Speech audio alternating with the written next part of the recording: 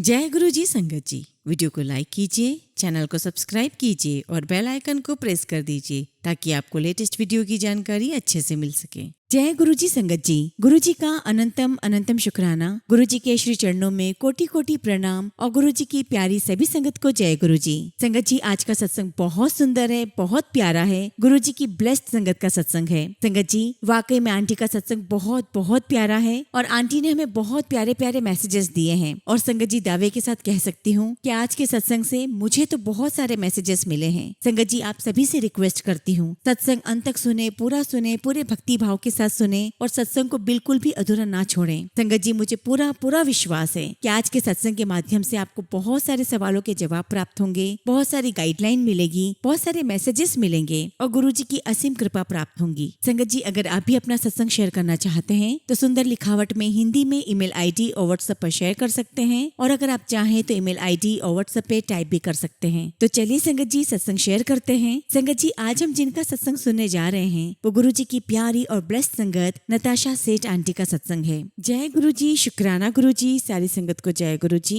गुरु जी के चरणों में कोटि कोटि प्रणाम और गुरु जी की प्यारी सभी संगत को जय गुरु जी। संगत जी, मैं बहुत किस्मत वाली हूँ कि आज गुरु जी महाराज ने मुझे ये मौका दिया कि मैं अपनी जर्नी आप सबके साथ शेयर कर सकूं। संगत जी, गुरु जी की मेरी लाइफ में आने के बाद मेरी लाइफ में क्या क्या बदलाव हुए हैं वो सब कुछ मैं आज आपके साथ शेयर करूंगी। संगत जी, गुरु जी के साथ जुड़ने के बाद जब भी हम अपनी पीछे लाइफ में झांकते हैं तो हमें ऐसा लगता है कि क्या वाकई में ये सब कुछ हमारी लाइफ में हो चुका है, क्या इतना बदलाव आ गया है। संगत जी, कितनी भी टेंशन हो हमेशा लाइफ इजी लगती है। संगत जी, मैं बचपन से भोलेनाथ को बहुत मानती आई हूँ। हमेशा मेरे मन में यही बात रहती थी कि जो भी करेंगे भोलेनाथ करेंगे। और बचपन से ही संगत जी, मैं अपनी मम्मी के साथ हर सोमवार भोलेनाथ के मंदिर जाया करती थी और ऐसे ही संगत जी लाइफ आगे बढ़ती रही और मैं अपना हर काम भोलेनाथ के नाम के साथ शुरू करती। ऐसे करते करते संगत जी मेरी शादी हो गई और शादी भी संगत जी मेरा एक बहुत बड़ा ड्रीम था क्योंकि संगत जी मैं एक बहुत छोटी सी फैमिली को बिलोंग करती थी और जब शादी हुई संगत जी तो मैं बहुत बड़ी फैमिली में गई और बहुत अच्छे परिवार में गई। और संगत जी, मैं आज भी नहीं सोच सकती मुझे इतनी अच्छी फैमिली मिली है। लोग मुझे कहते हैं कि शायद तुमने मोती दान किए होंगे जो तुम्हें इतना अच्छा परिवार मिला है, लेकिन मैं तो ये कहती हूँ संगत जी कि हम सभी संगतों ने पता नहीं वो कौन से पुण्य कर्म किए होंगे कि हमें इस जन्म में गुरु जी महाराज मिले। खैर संगत जी, मैं ये कह रही हूँ कि हमें गुरु जी मिले, जबकि संगत जी हमें पता ही नहीं है कि गुरु जी महाराज ने हमारा हाथ कितने जन्मों से पकड़ा हुआ है। गुरु जी महाराज हमें एक एक सीढ़ियां पार करवाते जा रहे हैं और गुरु जी महाराज का ही कहना है कि एंड में तुम्हें मेरे पास ही आना है। संगत जी, सत्संग तो बहुत बहुत सारे हैं मेरी लाइफ में। अगर मैं सोचूं तो हर पल हर श्वास ही सत्संग है। संगत जी, आज मैं आपके साथ एक सत्संग शेयर करती हूँ जो नवरात्रि का है और लगभग ये 2020 से 21 की बात है। संगत जी, मैं पंजाब से हूँ और आप में से काफी लोगों को पता होगा कि अमृतसर में लंगूरों का मेला लगता है। संगत जी, जैसा कि मैंने बताया कि नवरात्रि का समय चल रहा था तो मेरी मदर इन लॉ ने मुझे कहा कि मुझे मंदिर दर्शन करने के लिए चलना है, तो मैं चाहती हूँ कि तुम भी मेरे साथ चलो। अब चूंकि संगत जी मुझे मार्केट का काम था तो मैं मम्मी के साथ चली गई। मैंने मम्मी को मंदिर छोड़ा और मैं मार्केट के लिए निकल गई। और तब संगत जी मैंने मन ही मन गुरुजी से कहा कि गुरुजी, मैंने मम्मी से तो कह दिया है कि मैं मंदिर आऊंगी पर मैं मंदिर नहीं जाना चाहती हूँ, क्योंकि गुरुजी अगर मैं वहाँ जाऊंगी तो जो मुझे नहीं मिला है वो देख देख कर मुझे बहुत दर्द होगा। संगत जी, हम लोग इंसान हैं, हम लोग कितना भी सरेंडर कर दें लेकिन बार बार दिमाग उसी तरफ जाता है जो चीजें हमें नहीं मिली होती है। एक्चुअली संगत जी, वो जो हनुमान जी का मंदिर है और जैसा कि मैंने बताया कि वहाँ पर लंगूरों का मेला लगता है, तो संगत जी जिनको बेटा होता है वो उस मेले में अपने बच्चों को लंगूर बनाकर लेकर आते हैं। तो मैंने कहा कि गुरुजी, अगर मैं मंदिर में जाऊंगी और सबको देखूंगी बच्चों को कि लंगूर बने हुए हैं तो मेरा मन बहुत भारी हो जाएगा, मैं नहीं जाती। संगत जी, मैंने मन ही मन गुरुजी से कहा कि गुरुजी, मैं तो घर चली जाती हूँ, मम्मी मेरा वेट करेगी और थोड़ी देर बाद खुद घर आ जाएगी। लेकिन संगत जी, गुरुजी है ना, गुरुजी कहते हैं कि तुम लोग तो वही चीज मांगोगे जो तुम्हारे लिए सही नहीं है, मैं तुम्हें वो चीज दूंगा जो जिंदगी भर तुम्हारे साथ चलेगी। लेकिन संगत जी, हम इंसान बहुत पागल हैं, हम छोटी छोटी चीजों के पीछे भागते रहते हैं। पर संगत जी, हम लोग ये नहीं सोचते कि अगर गुरुजी महाराज हमें कोई चीज नहीं दे रहे हैं तो या तो वो हमारे लिए ठीक नहीं है या फिर उसका समय अभी नहीं आया है। संगत जी, जब ये बात मैं मन ही मन गुरुजी से कह रही थी तब मैं ई रिक्शा में थी। संगत जी, आप मानोगे नहीं, जब मैं ई रिक्शा में थी तो हमारी ई रिक्शा के आगे कोई भी ट्रैफिक नहीं था, पूरी सड़क खाली थी। लेकिन संगत जी, आगे चलकर हमारी ई रिक्शा के सामने एक चढ़ाई वाली सड़क आई। तो संगत जी, जो हमारे ई रिक्शा वाले भैया थे थे उन्होंने ई रिक्शा की जो स्पीड है वो कम कर दी, लेकिन संगत जी हमारी ई रिक्शा के पीछे जो बस आ रही थी उसकी स्पीड पूरी थी और संगत जी बस वाले को नहीं पता था और संगत जी बस वाले को अंदाजा नहीं था कि ई रिक्शा वाला अचानक से ब्रेक लगा देगा या स्पीड कम कर देगा। और संगत जी पीछे से जो बस आ रही थी उसकी टक्कर हमारी ई रिक्शा से हुई और जैसे ही संगत जी टक्कर लगी मैं ई रिक्शा से उछलकर सड़क पर। और संगत जी आप मानोगे सड़क पर वैसे ही बहुत रश होता था और उन दिनों तो संगत जी इतना ज्यादा रश था कि आप सड़क भी क्रॉस नहीं कर सकते थे। और संगत जी पीछे से वो टक्कर इतनी जोरदार थी कि जो ई रिक्शा की जो दोनों सीट है वो आपस में चिपक गई। तो सोचिए संगत जी कि अगर मैं वहाँ बैठी होती तो आज मैं सत्संग नहीं शेयर कर रही होती। संगत जी जब मैं सड़क पर गिरी तो मुझे होश नहीं था और जैसे गुरुजी महाराज ने एक सेकंड के लिए पूरा ट्रैफिक रोक दिया हो। पीछे एक ऑटो खड़ा था संगत जी और उसमें बहुत सारे लोग हनुमान जी का वेश धारण करके मंदिर जा रहे थे। संगत जी उसमें से एक व्यक्ति निकला जिसने पूरा हनुमान जी का वेश धारण किया हुआ था और उन लोगों के पास पूजा आरती का सारा सामान था। उन्होंने मुझे उठाया, एक जगह बिठाया और उनके पास जो पानी का लोटा था उसमें से मुझे छींटे मारे। मुझे तो कोई होश ही नहीं था संगत जी कि मेरा पर्स कहाँ है, मेरा मोबाइल कहाँ है। संगत जी उन्होंने छींटा मारा और मुझे जल प्रसाद पिलाया और पूछा कि बहन जी आप ठीक हो? तो मैंने कहा कि हाँ जी मैं ठीक हूँ। और थोड़ी देर में संगत जी वहाँ पुलिस वाले भी आ गए, वो भी यही पूछने लगे कि आप ठीक हो और उन्होंने मुझे ठीक देखकर दूसरी ई रिक्शा में बिठा दिया। और जब संगत जी ई रिक्शा में बैठी तो मेरे मन में आया कि मुझे हनुमान जी ने उठाया है और हनुमान जी की टोली ने मुझे आशीर्वाद दिया है, ब्लेसिंग्स दी है, जल प्रसाद दिया है, तो जरूर ये कोई इंडिकेशन है। और मुझे ऐसा लगा कि जैसे हनुमान जी मुझे कह रहे हो कि नहीं तुझे मंदिर ही आना होगा। और संगत जी मैंने सोचा कि आज मैं बजरंगबली के मंदिर ही जाऊंगी, उनका शुक्राना करूंगी, गुरुजी महाराज का शुक्राना करूंगी कि आज उन्होंने मुझे लाइफ ब्लेस की है, मुझे कुछ भी नहीं होने दिया। और संगत जी मैंने गुरुजी का लॉकेट गोल्ड में बनवाकर एक काले धागे में पिरोकर अपने गले में पहना हुआ था। मुझे नहीं पता चला संगत जी कि वो कब धागे सहित वो लॉकेट जमीन पर गिर गया। और संगत जी मैं ई रिक्शा में बैठकर मंदिर आ गई और जब मैं मंदिर पहुंची संगत जी तो वो जो लंगूर की टीम थी जो मेरे पास आई थी मेरी हेल्प करने के लिए, उसमें से एक व्यक्ति मुझे दीदी दीदी आवाज लगाते हुए पीछे आ रहा है। मेरी समझ में नहीं आया कि कौन मुझे आवाज लगा रहा है। जब मैंने पीछे मुड़कर देखा तो वो मेरे पास में आकर कहता है कि दीदी जब आप गिरे थे तब आपका लॉकेट वहाँ गिर गया था। मैंने सबसे पहले अपने गले में देखा और मुझे तब पता चला कि मेरा लॉकेट गिर गया है। मैंने लॉकेट लिया और उस व्यक्ति का बहुत शुक्राना किया और साथ ही गुरुजी का भी बहुत शुक्राना किया। और संगत जी जब लॉकेट हाथ में पकड़ा तो मेरा बहुत रोना निकला और मुझे एहसास हुआ कि जैसे गुरुजी महाराज मुझे कह रहे हो कि जब मैं तेरे साथ हूँ, मैंने तेरा हाथ पकड़ा हुआ है, तो फिर तू क्यों डोलती है, तू क्यों घबराती है। तो संगत जी मुझे गुरुजी ने बहुत अच्छे से बताया कि मैं हर पल हर कदम पर तेरे साथ हूँ, चाहे मैं किसी भी रूप में आ जाऊं। और संगत जी कहने वाले कह सकते हैं कि वो तो हनुमान जी की टोली थी,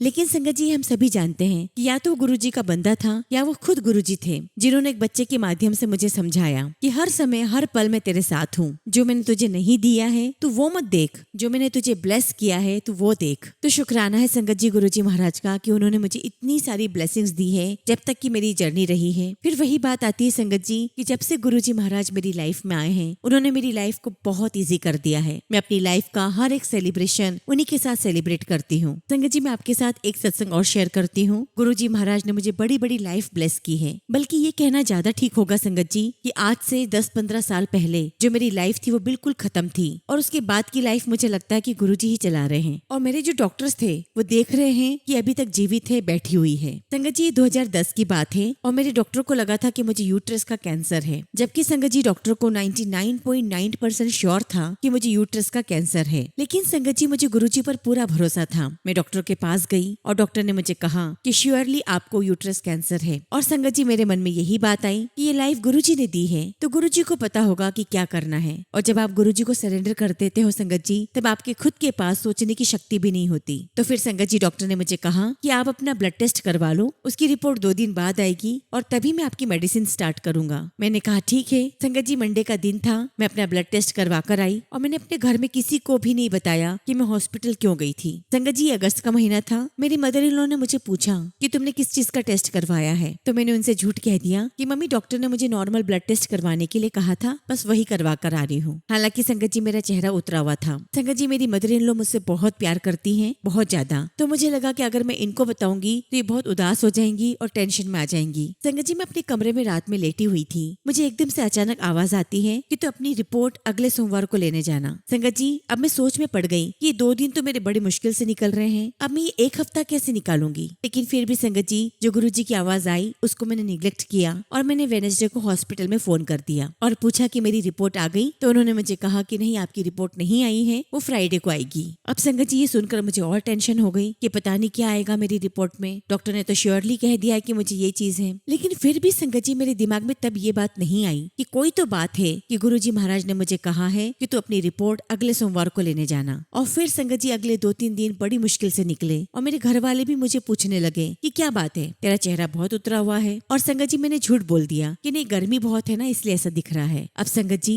मैंने फ्राइडे को फिर फोन किया, फिर पूछा कि क्या मेरी रिपोर्ट आ गई। वहाँ से जवाब आया कि नहीं, आज भी आपकी रिपोर्ट नहीं आई है, आपको बहुत बहुत सॉरी, लेकिन मंडे को पक्का आपकी रिपोर्ट मिल जाएगी। और तब संगत जी मेरा दिमाग ठनका कि गुरुजी ने तो मुझे पहले ही कह दिया था कि सोमवार को रिपोर्ट लेने जाना। अब संगत जी सोमवार के दिन मैंने अपने हस्बैंड से कहा कि आप मेरे साथ चलोगे, मेरी रिपोर्ट आने वाली है। तो मेरे हस्बैंड मुझे कहने लगे कि तू डॉक्टर के पास तो खुद ही चली जाती है, रिपोर्ट वगैरह भी खुद ही करा कर ले आती है, आज मुझे क्यों बोल रही है? आज मेरा छुट्टी का दिन है, मैं आराम करना चाहता हूँ, तू मुझे मत बोल। संगत जी मुझे गुस्सा भी बहुत आ रहा था, तो मैंने अंकल से रूडली कह दिया कि आप मेरे साथ चल रहे हो या नहीं चल रहे हो, जब मैं मर जाऊंगी तब चलोगे। तो संगत जी मेरे अंकल को लगा कि आज तक कभी इसने ऐसा नहीं कहा, जरूर कोई बात है, इसके साथ चलना चाहिए। और संगत जी मेरे अंकल मेरे साथ चल पड़े। लेकिन संगत जी मेरे मन में डर था कि डॉक्टर तो पहले कह चुके हैं कि मुझे ये बीमारी है, बस ब्लड टेस्ट तो एक फॉर्मेलिटी है। अब तो गुरुजी ही जाने कि क्या पता मेरी जिंदगी है भी या नहीं, क्या पता मुझे घर जाने को मिलेगा या नहीं। संगत जी मुझे इस बात की फिक्र नहीं थी कि मुझे बीमारी हो गई है, बस इस बात की टेंशन हो रही थी कि गुरुजी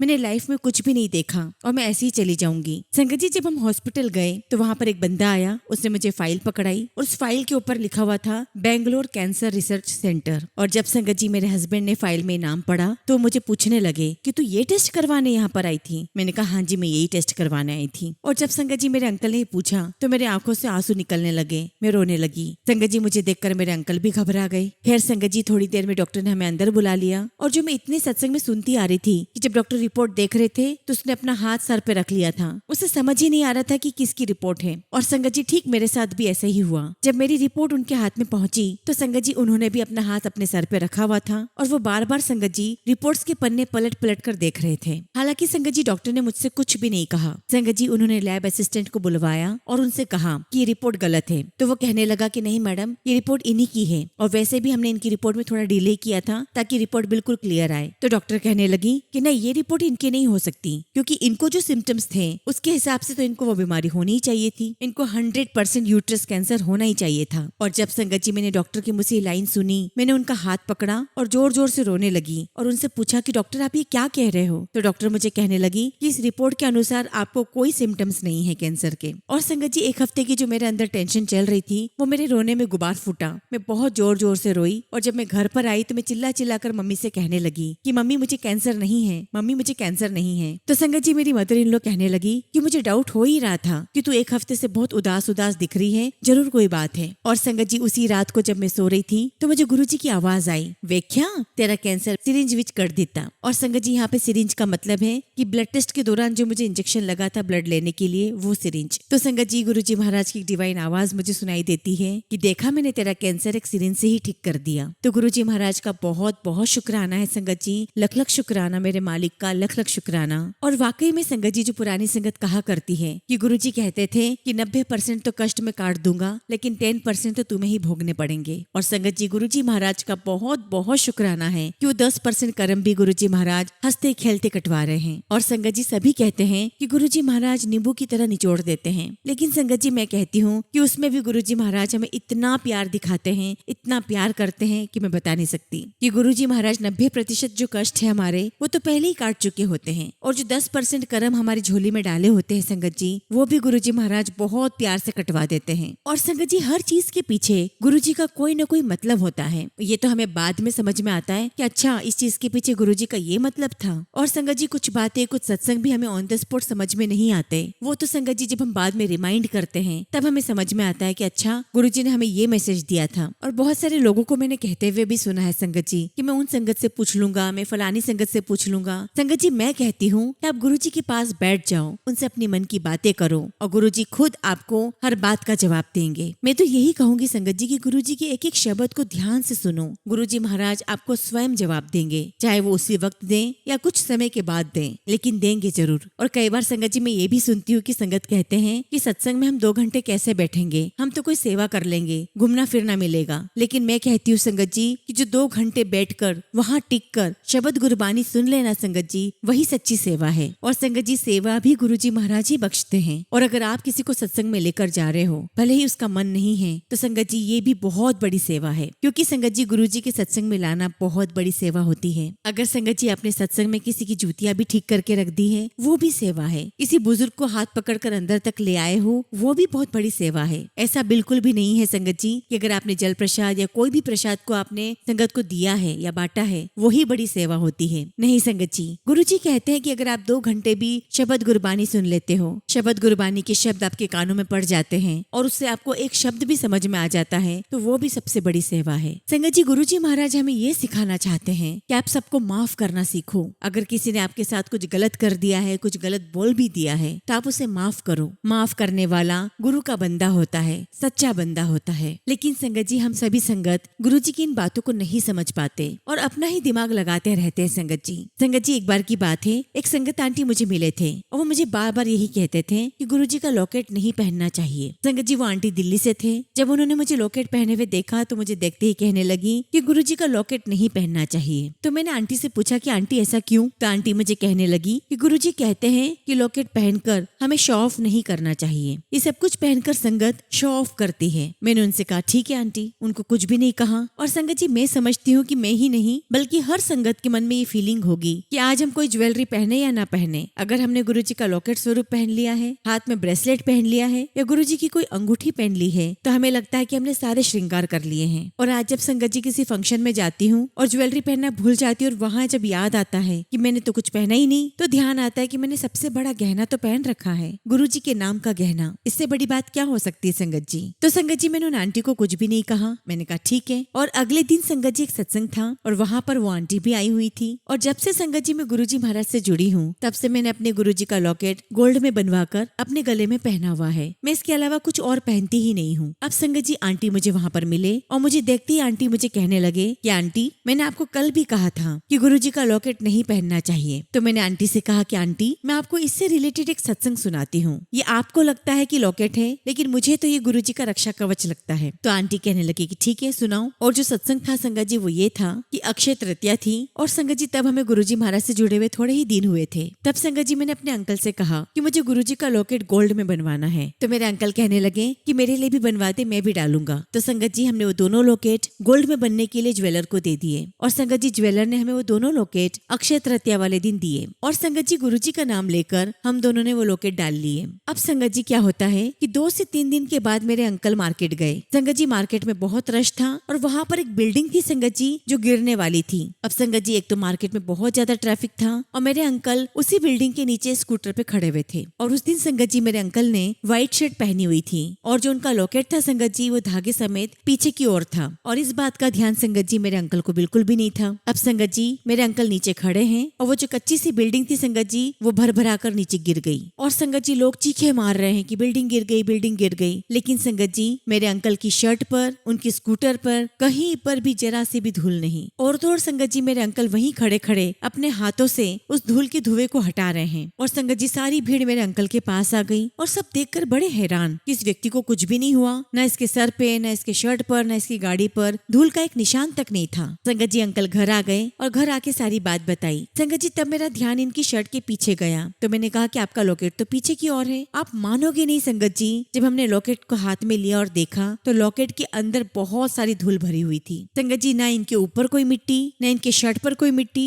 न स्कूटर पे कोई मिट्टी, सिर्फ वो जो लॉकेट था संगत जी पूरा मिट्टी से भरा हुआ था और वो लॉकेट भी संगत जी अंदर से मिट्टी से भरा हुआ था, बाहर कुछ भी नहीं था। और संगत जी हमारे दिल से शुक्राना निकला। हमने गुरु जी का बहुत बहुत शुक्राना किया कि गुरु जी बस 2-3 दिन पहले ही हमने लॉकेट पहना है और आपने इस मुसीबत को अपना हाथ देकर रोक दिया। तो संगत जी मैंने उन आंटी से कहा कि आंटी आपके हिसाब से लॉकेट पहनना या ना पहनना सही गलत हो सकता है, लेकिन मेरे हिसाब से ये लॉकेट हमारा रक्षा कवच है कि देखो गुरु जी महाराज ने इस लॉकेट के माध्यम से मेरे अंकल को ऐसे ब्लेस किया और ऐसे बचाया। और संगत जी मैं आपको बता दूं कि वो जो आंटी थे वो गुरु जी के टाइम के आंटी थे। गुरु जी को उन्होंने फिजिकल फॉर्म में देखा है और जब उन्होंने मेरा ये सत्संग सुना तो उन्हें बड़ा सरप्राइज भी हुआ, लेकिन वो खुश भी बहुत हुई। और उसके बाद आंटी ने मुझसे गुरु जी का लॉकेट स्वरूप मांगा और उस दिन के बाद से संगत जी आंटी ने भी गुरु जी का लॉकेट स्वरूप पहनना शुरू कर दिया और मुझे कहा कि आंटी आप बिल्कुल सही कह रहे हो, ये गुरु जी का रक्षा कवच है। और संगत जी मेरी ये बात मैं किसी पर थोप नहीं रही हूँ, ये तो मेरी अपनी खुद की सोच है। मेरे लिए गुरु जी का लॉकेट एक रक्षा कवच के समान है। फिर चाहे हम जुबान से गुरु जी का नाम भी क्यों ना ले ले, वो भी एक रक्षा कवच है। और उसके बाद आप मानोगे नहीं संगत संगत जी, गुरुजी महाराज ने कितनी कितनी बार हमारी लाइफ ब्लेस की है।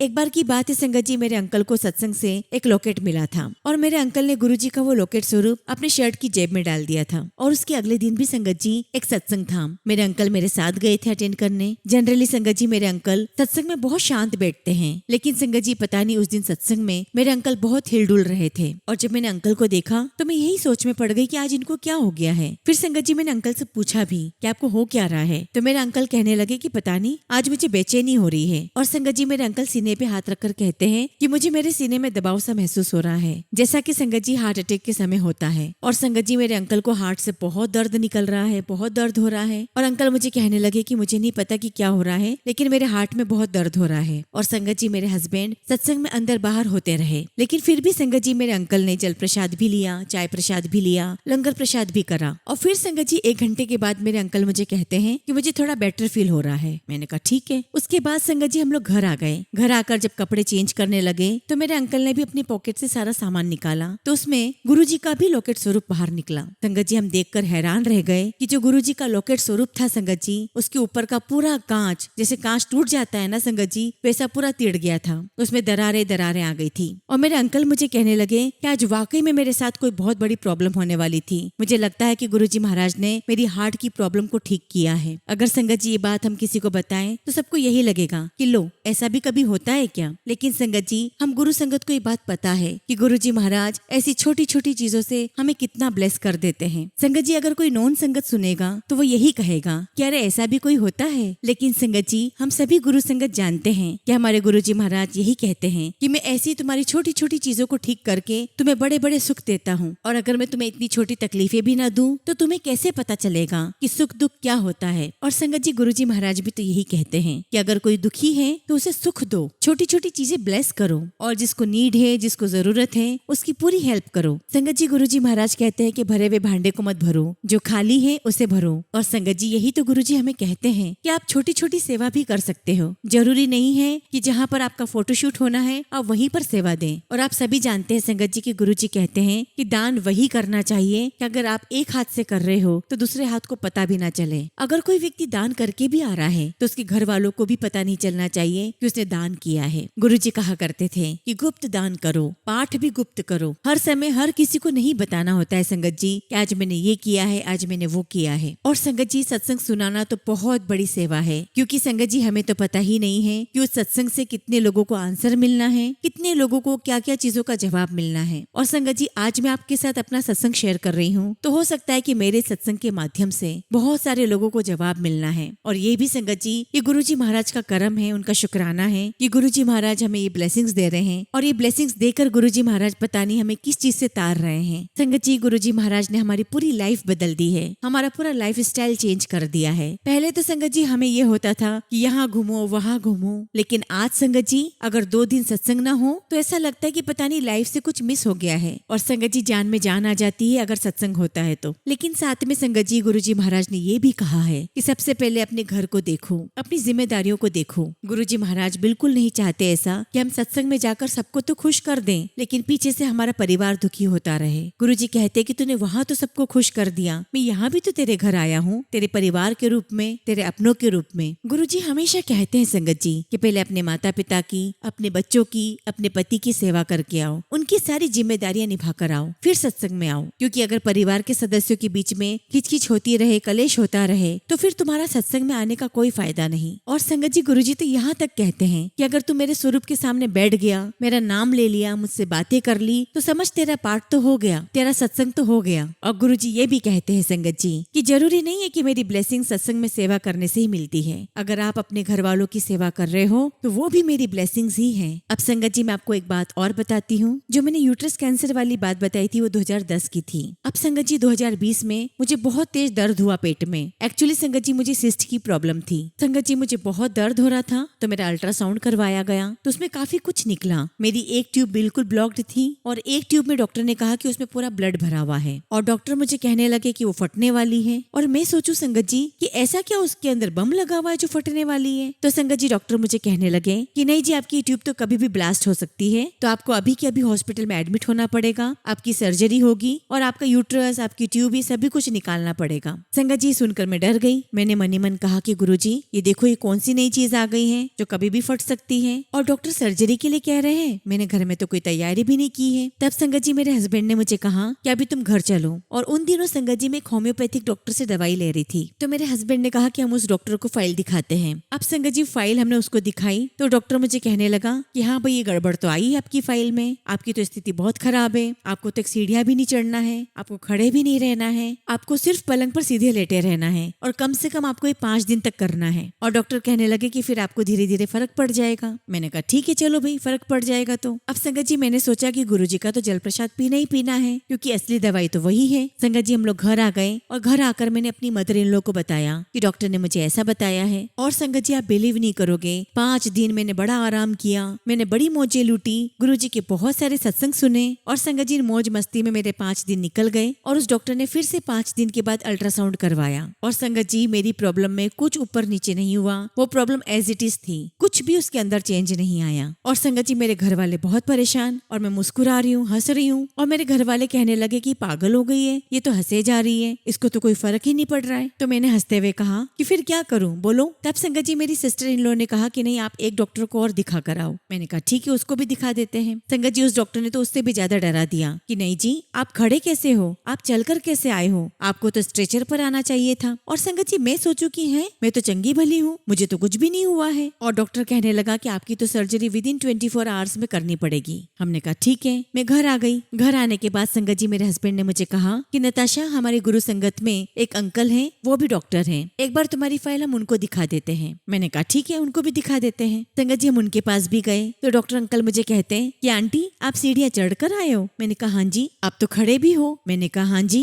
तो अंकल मुझे कहने लगे कि जैसा इस रिपोर्ट में लिखा है आपको तो स्ट्रेचर पर आना चाहिए था। और संगत जी वो डॉक्टर मेरे हस्बैंड से कहने लगे कि अंकल मैं तो आंटी को अभी एडमिट कर रहा हूँ और सुबह इनकी सर्जरी कर दूंगा, आप घर जाकर इनका कुछ सामान ले आओ। तो संगत जी मैंने डॉक्टर से पूछा कि अंकल अगर मैं सब कुछ निकलवा देती हूँ तो क्या मैं ठीक हो जाऊंगी। तो डॉक्टर मुझे कहने लगे कि आंटी मैं ऐसे कैसे कह सकता हूँ, जब मैं आपकी सर्जरी करूंगा और जो जो पार्ट मुझे सही नहीं लगेगा, खराब लगेगा, वो मैं निकालता जाऊंगा। और संगत जी ये सुनकर मैं तो हैरान रह गई कि ये डॉक्टर बोल क्या रहे हैं कि क्या मैं रोबोट हूँ जो पुर्जा सही नहीं लगेगा वो डॉक्टर निकाल देंगे। तो संगत जी मेरे अंकल कहने लगे कि हम लोग घर पर बता देते हैं उसके बाद हम लोग आ जाएंगे। तो डॉक्टर अंकल कहने लगे कि हाँ जी जो भी कुछ खराब है इनका सब निकाल देंगे, इनको तो अंदर बड़ी बड़ी प्रॉब्लम हो गई है। अब संगत जी जब हम घर पर आए तो मेरी सिस्टर इन लॉ का फोन आया और उन्होंने कहा कि तुम्हारे जीजाजी बहुत बीमार हो गए हैं, तुम पटियाला से अमृतसर उनको एडमिट करवा रहे हैं। और संगत जी उस समय कोरोना भी चल रहा था और जीजाजी को संगत जी सुबह कोरोना पॉजिटिव आया और इधर संगत जी मेरा पूरा ध्यान जीजाजी की तरफ डाइवर्ट हो गया और मैं भूल गई संगत जी कि डॉक्टर ने मेरे लिए क्या क्या कहा है, मेरी सिचुएशन कितनी क्रिटिकल बताई है। बस मैं दवाइयाँ खाती जा रही हूँ और पूरा ध्यान हमारा जीजाजी की तरफ था।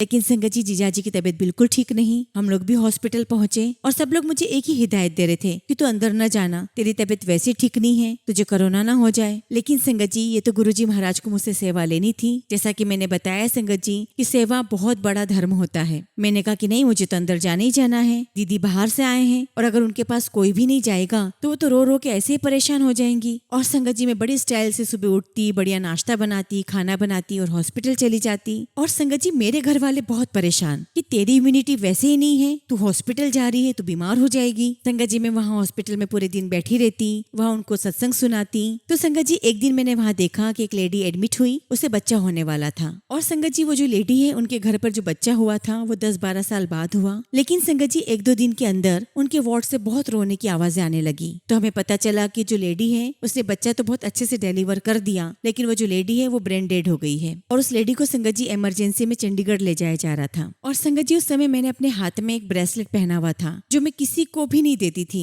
मैं जैसे उनके वार्ड के पास से निकली संगत जी तो उनकी बहन बाहर खड़ी थी। तो संगत जी उन्होंने मेरा हाथ पकड़ लिया और कहने लगी कि मैं आपको कब से देख रही हूँ, आप क्या अपने गुरु का पाठ करते हो। मैंने कहा हाँ जी बोलो। तो वो मुझे कहने लगी कि आपकी ब्रेसलेट में जो गुरुजी का स्वरूप है क्या ये गुरुजी है। मैंने कहा हाँ जी। तो वो मुझे कहने लगी कि क्या आपके गुरुजी मेरी दीदी को ठीक कर देंगे। तो मैंने उससे कहा कि अगर आप मेरा सत्संग इतने ध्यान से सुन रहे थे, मेरे रोज के पाठ आप इतने ध्यान से सुन रहे थे और आपकी इतनी श्रद्धा है, तो गुरुजी जरूर आपकी दीदी को ठीक कर देंगे। तो वो मुझे कहने लगी पक्का? तो मैंने कहा हाँ पक्का, बिल्कुल 100%। और संगत जी मैंने बहुत श्योरिटी के साथ कह दिया, क्योंकि संगत जी हमें अपने पिता पे तो पूरा भरोसा होता ही है। तो वो मुझे कहने लगी तो फिर ये ब्रेसलेट मुझे दे दो, मैं अपनी बहन को पहना देती हूँ। और पता नहीं संगत जी मुझे क्या हुआ, मैंने तुरंत ही अपना ब्रेसलेट उतार कर उसे दे दिया। अगले दिन संगत जी जब मैं हॉस्पिटल पहुंची तो वही लड़की दौड़कर मेरे पास आई, मेरे गले लगकर रोने लगी। मैं डर गई संगत जी, मुझे लगा कि हाय राम, इसकी दीदी तो नहीं चल बसी, ये सोचेगी पता नहीं मैंने इसको क्या दिया है। और वो कहने लगी कि दीदी आपके गुरु में सच में बहुत पावर है। मैंने कहा कि क्या हुआ? तो वो कहने लगी कि जैसे ही मैंने ये ब्रेसलेट मेरी दीदी को पहनाया, उसकी बॉडी में बहुत सारी झंझनाहट होने लगी,